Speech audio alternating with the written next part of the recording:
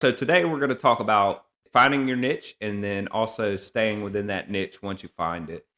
One of the things we learned in the beginning was it's very difficult to take on all jobs in remodeling, and it's easy to take that job because you need the money coming in or something like that. So Right. you're going to take that job on, but that may not be your strong suit. However, you're trying to get your name out there. You want people to know who you are. And so you take the job and then you don't do it to how it should be Their done. expectations. Yeah. And so part of, what I wanted to bring you in to talk about today is finding that niche. But like for us, we do kitchen and bath, Right. and we and stick to mainly interior remodeling. What's your thoughts on finding your niche and sticking to it? Do you believe in that? I mean, Well, it's once you're like going through your apprenticeship, you kind of always find something you enjoy doing more than other stuff. And yeah. I mean, that's usually what you need to stick to. If you enjoy it, you got to do So you have some passion. it. You're Right. coming in and doing something that you enjoy, Right. right? That's kind of what you were talking about. Yeah. But too, the flip side to that is for you to really, you've heard the term, what is it, jack of all trades, master of none, right? Exactly. Which means like for us, we really care about the outcome of our work. And so we try to stick to kitchen and bath. And sometimes people know you. We're locals. We both grew up here. And they're like, well, come on, we know each other. Don't you think you can do, for instance, for us, would you come and do siding? I need a contractor to do siding. I'll pay you for it. Why can't you do that for me? Right.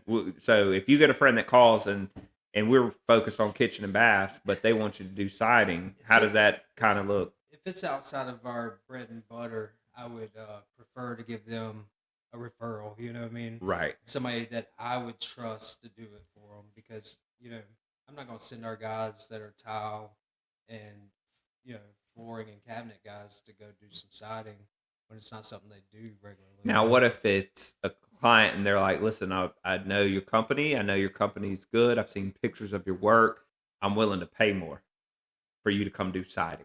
What would you do it? That's I would not your still strong suit. not do it myself, but get it subbed out. Yeah. And But that's I and can that's come. there's a difference too, right? Because going to look at it and then using a subcontractor. Now that's completely different, and we do that type of stuff all the time. Yeah.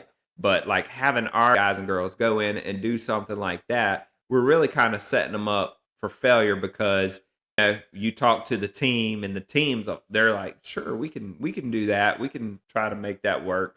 But that's not really the mentality that you want when you're trying to master something or you want real quality work done. Right. Or there's going to be mistakes made because they're living in kitchen and bathrooms all day, every day, and now we've got them doing exterior siding or something. Right.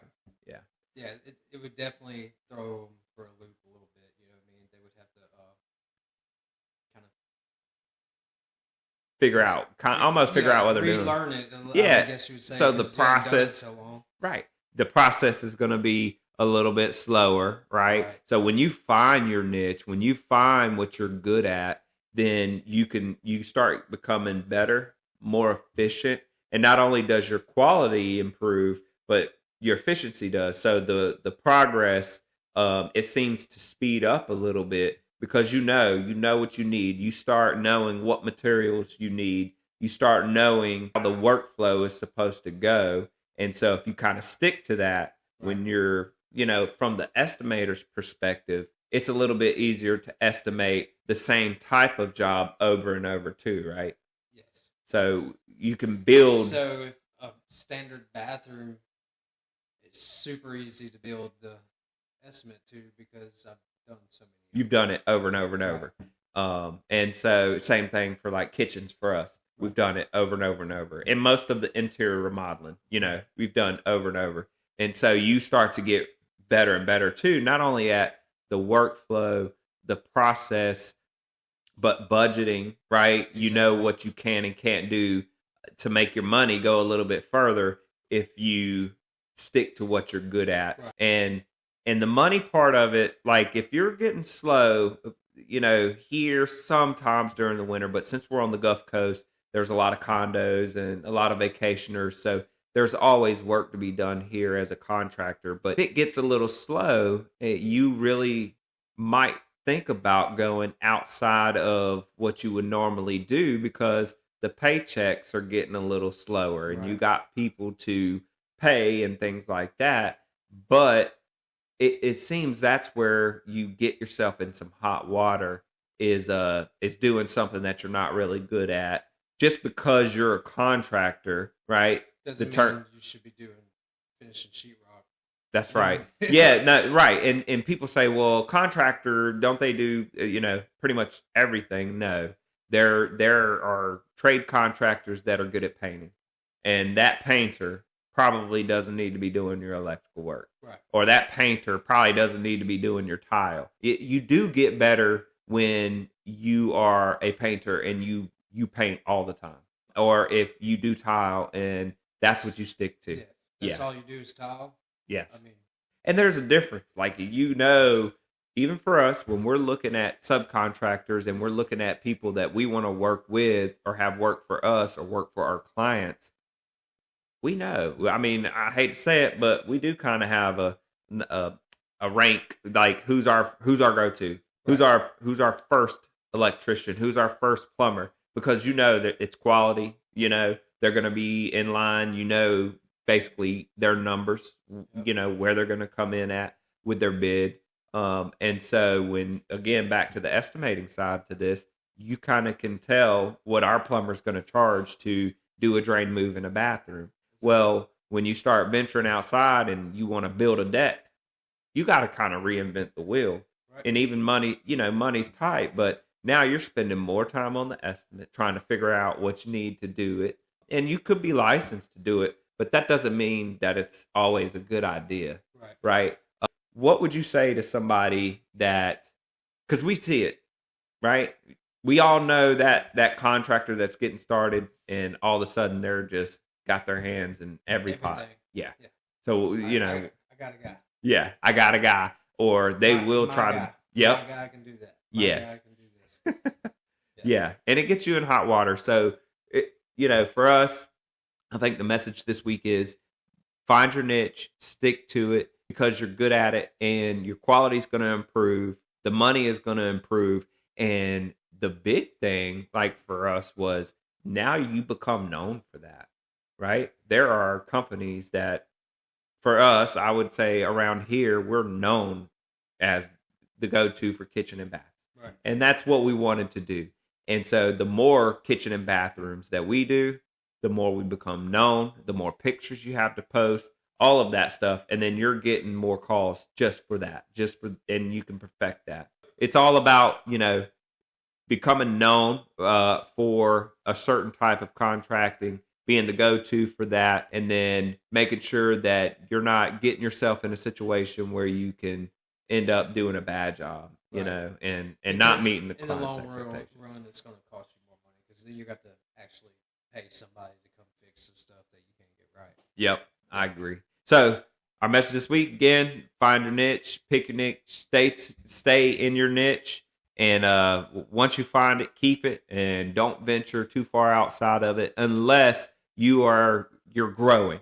So in a growing business, if you hire on a couple of people that can do a deck or can do siding, and you want to go down and start taking those siding jobs because that's their background, that's a different story. Right. But for the most part, if you've got a bunch of interior remodelers, keep them on interior remodeling. Yep. Awesome. You have recently been promoted. You were doing the estimates. Now you're doing project management. So here we've got a few project managers that work with us. Some of them run houses. You, for the most part, are running 5 crews in kitchen and bath and interior remodeling. Can you speak on some perspective about being a project manager? It's a lot different than it looks from the outside, for sure. So what was your day like today, coming in being the project manager on Monday? Well, it was kind of crazy right off the get go. Everybody trying to figure out what they needed to start for the week, and then I don't know, the phone calls just never stopped all day long. Yeah. See, and that's the thing. Most people want those promotions and understand. I mean, you had this conversation, so it wasn't that big of a deal. But most people want these promotions, and they become the project manager. And we've had a few, but before you, it was really Mark or my dad or somebody close, because it will burn you out quick. And so what we tried to do is make sure that you can solely focus on the project management side. Day to day, you are making sure that our crew leaders have what they need, and you're the buffer between our company and the client.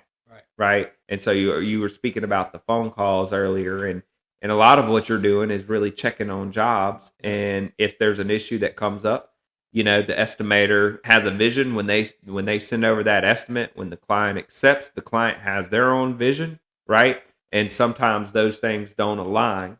And so where you come in is you make sure to kind of help them understand our perspective and then meet their goals, right? Exactly. And so what happens when something like that, you can't meet the client's expectations, or the client's calling because the estimator came out and did an estimate and it's not going the way, and we've had that happen. It's not going the way they thought. Right. I mean, you just gotta kind of, pad the situation as best as possible with them, and not everybody's going to be happy, but you got to do your best to try to put out the fire, I guess you would say. Yeah. Make everything work. Yeah, absolutely. And sometimes that gets tough, huh? Yeah. Yeah. It just depends, really. You know what I mean? Because, well, they're all people. About 80% of it's going to go okay, but then you got the other 20 that, it's kind of hit or miss. Yeah. And then you got the 2%ers that it's just... You're never going to meet their expectations. No. And no matter what kind of plans and drawings or whatever you want to have that they signed a contract for, that they see, it still isn't quite hitting the mark. You can't please everybody, and we've had scenarios, and they're few and far between, but it still happens. You learn and grow from these, but you cannot please every client. Not at all. And so it'd be awesome if you could. You know what I mean? Right.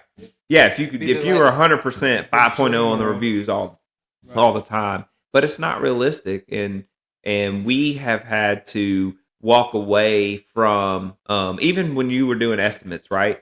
We walked away from stuff that seemed a little sketchy or it seemed a little off, and it falls right in line with the finding your niche, find what you're good at and stick to it. But also, you get a gut feeling sometimes. Yes, you can. By the questions some people ask and the comments they make while you're there on the estimate, you can kind of get a feel for them and know that it's going to be just a difficult situation all the way through the job. So, to any contractor out there that's doing estimates, what would you say? Go with your gut. Yes, most of the time because usually that's the ones that it works out to where it's hard. Yeah, you gotta kind of go with your gut, and if something seems off, it's probably off. And I think one of the hardest things that we've had to do is come up with ways to tell the client that we can't work with them. Right? It's hard to deliver that message because it's really nothing more than a gut feeling. So it's hard to say, hey, listen, I know I came out and met you, but I can't perform this job.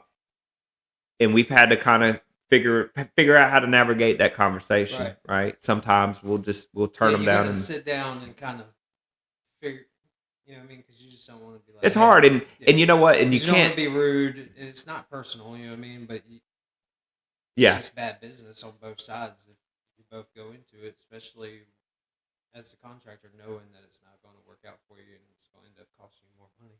Yeah, absolutely. And there's nothing wrong with doing that, because I could tell you one thing. The client is interviewing multiple contractors most likely, and they've got their pick of, who they had a good gut feeling or a good conversation with and stuff like that. And if you go against your gut, sometimes, again, you can find yourself in hot water. There's usually a reason you felt like it's probably not a client that I could work with. Right. One thing I know you can't do is people say, well, jack up the price, No. and then, you won't have to worry about it. No, because they're still, that's the ones that always end up accepting your bid if you're going to try to jack it up to run them off. Yeah, absolutely. Those are, and some, all of a sudden, That's how they're it always like, ends. It bites you in the butt every time. yeah, absolutely. And to be honest, you might rethink, well, maybe it is worth it. Then you end up doing it, right? And nope, your gut was ultimately right. Yep. And so that's kind of go with your gut. If you've got a gut instinct that the job isn't right for you, and it may not be the client. Right. You may get there and realize this is out of my skill set. There might be parts and pieces you can do, and you're like, well, I'll get other people involved, and you go down this path of taking on a large job that you're not prepared for. Right. To be quite frank, you could end up losing your company over something like that because, let's just say you're built for smaller work and you take on a $50,000 job, man, it's hard to make it through that job if you're not ready for it. Right. If you're not set up for something that big and you're small, yeah, it can end up burning you pretty bad. Yeah, absolutely. All right, well, we appreciate you guys tuning in, and again, find your niche, stick with your niche, and we'll catch you next time.